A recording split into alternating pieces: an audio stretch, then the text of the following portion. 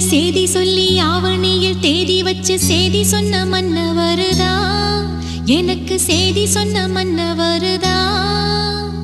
சொந்தம் சொல்லி நெத்தியில குங்குமத்தை வச்ச ஏன் மன்னவரு